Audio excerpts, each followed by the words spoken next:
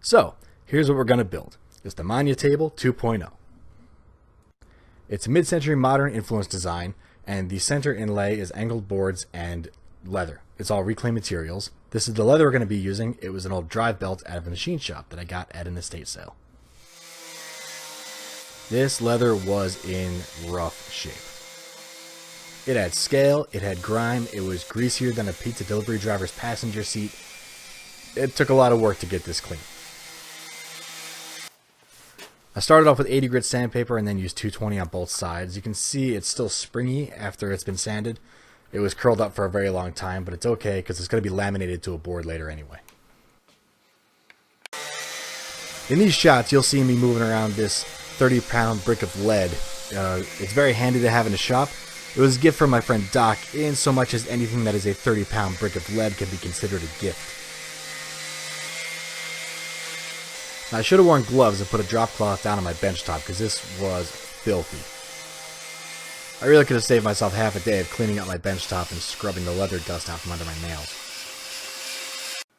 The wood I chose for the tabletop, unbeknownst to me at the time, is actually solid walnut from a cabinet that was in the basement of my first shop.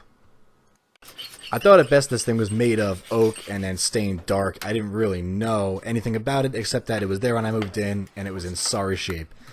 And nobody really seemed to want it. You can see just how easily the trim pops off of this thing. It was only held on by glue, which is fortunate for me. It all came off in one nice piece, and I was able to use it on another project, which I'll link to in the description and the notes.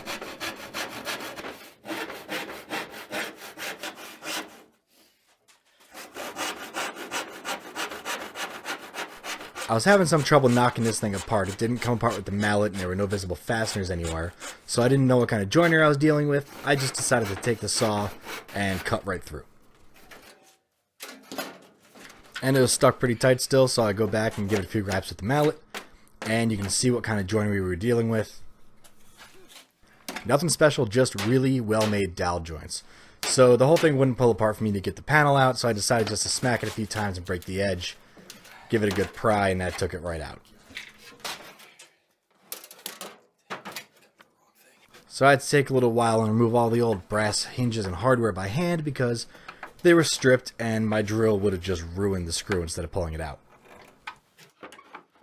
Now it's about this time, and I'm not proud to admit it took me this long to realize that what I'm dealing with is a solid walnut construction for this cabinet.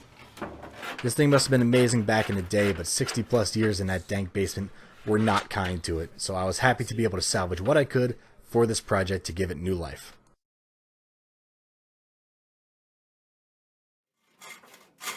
At some point, somebody decided it was a good idea to repair a loose hinge with nails, and I assumed that nobody ever named a school after that genius. Ugh. Here's a sneak peek at the wood I'll be using for the lower frame. It is white oak I picked up at a local house renovation. So it felt like kind of a crime to be sawing up these door panels, but I needed to use them for the inlay. These were 5/8 inch thick solid walnut panels about 14 inches wide, which is not something you really find anymore, but you know, you gotta use what you gotta use. So in the next video, I'm gonna cover getting these panels cut into the geometric pattern for the center inlay of the table, and getting that piece of leather laminated to the center board and getting it all glued up. It's going to be great. I can't wait to show it to you. So thanks for watching the first installment of this multi-part series. If you want to see more, then subscribe to my channel and you'll get it in your feed. But you already knew that because you're a smart person, right? Right. Do it anyway.